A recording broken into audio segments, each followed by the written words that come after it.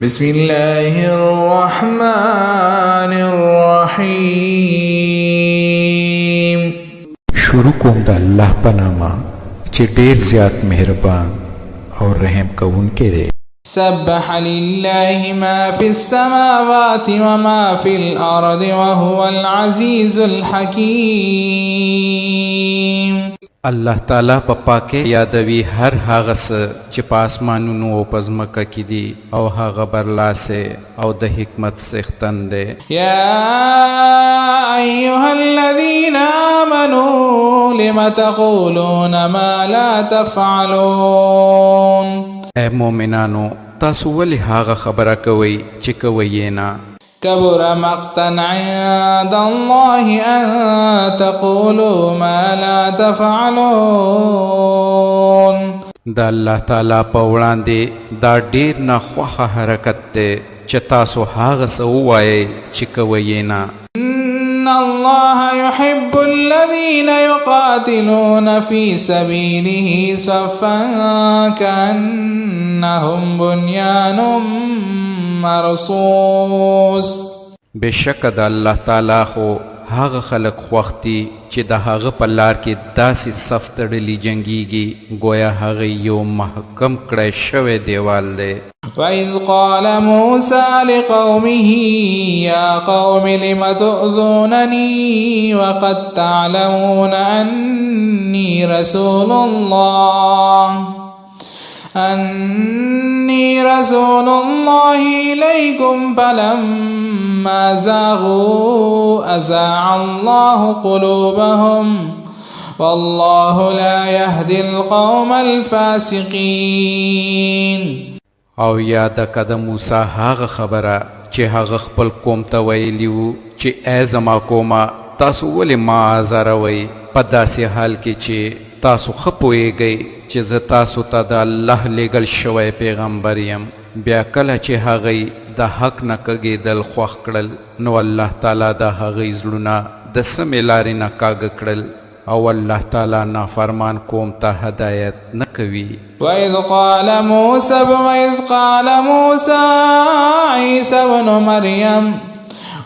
قال عيسى ابن مريم يا بني إسرائيل إني رسول الله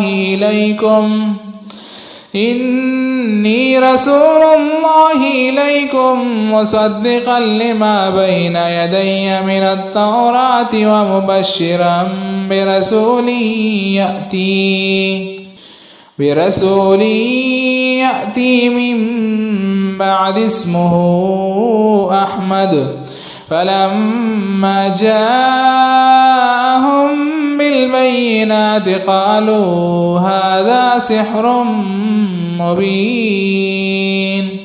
او یاد که د مریم د زوی عیسی هغه خبره چې هغه ویلی و چې ای بني اسرائیلو زه تاسو ته د الله لیږل شوی پیغمبر یم تصدیق کوونکی یم د هغه تورات چې زما نه مخکې راغلی موجود دی او زیری ورکوونکی یم د یو پیغمبر چې زما نه وروستو به راشي چې د هغه نوم به احمد وي.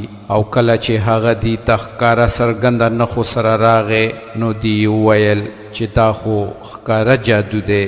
فمن أظلم ممن افترى على الله الكذب وهو يدعى إلى الإسلام والله لا يهدي القوم الظالمين. خنو اوس به د هغه چا نه بل لوی ظالم څوک وي چې په الله د دروغو بهتانو تړي په داسې حال کې چې هغه ته د اسلام یعنی د الله په وړاندې د اطاعت سره ښکته کولو دعوت ورکول کیږي نو دغسې ظالمانو ته الله تعالی سمه لاره نه ښایي. يريدون ليطفئوا نور الله بأفواههم والله متم نوره ولو كره الكافرون. دی غواړي چې د الله نور د خولې په پوکو سره مړ کو او د الله فیصله دا ده چې هغه خپله رڼا پوره کوونکی دی که د کافرانو هر څومره بدي شي هم. هو الذي أرسل رسوله بالهدى ودين الحق ليظهره على الدين كله ولو كره المشركون. هم هغه ذات دی چې خپل پیغمبر د هدایت او حق دین سره لېږلی دی تر څو چې هغه دین په ټولو نورو دینونو برلاسې کړي که د مشرکانو هر څومره بدې شي هم. يا أيها الذين آمنوا هل أدلكم على تجارة تنجيكم من عذاب أليم. اے مومنانو زه تاسو ته هغه تجارت وښیم چې تاسو د دردناک عذاب نه بچ کی.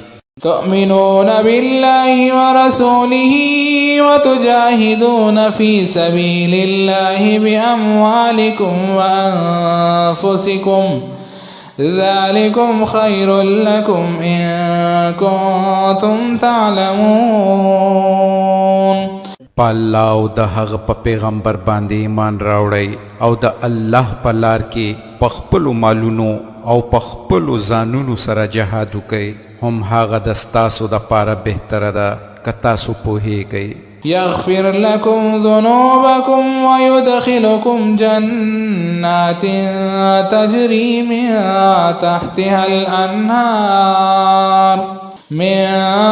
تحتها الأنهار ومساكن طيبة في جنات عدن ذلك الفوز العظيم.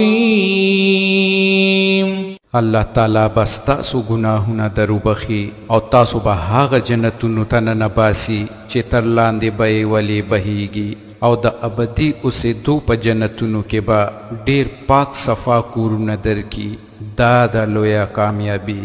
وأخرى تحبونها نصر من الله وفتح قريب وبشر المؤمنين. او هغه بل شی چې تاسو یې غواړئ هغه به هم درکي د الله د طرفه مدد او ډیر نږدې په برخه کېدونکې فتح. ای پیغمبر مؤمنانو ته د دې زیری ورکه. يا أيها الذين آمنوا كونوا أنصار الله كما قال عيسى بن مريم للحواريين من أنصاري إلى الله قال الحواريون نحن أنصار الله فآمنت طائفة من بني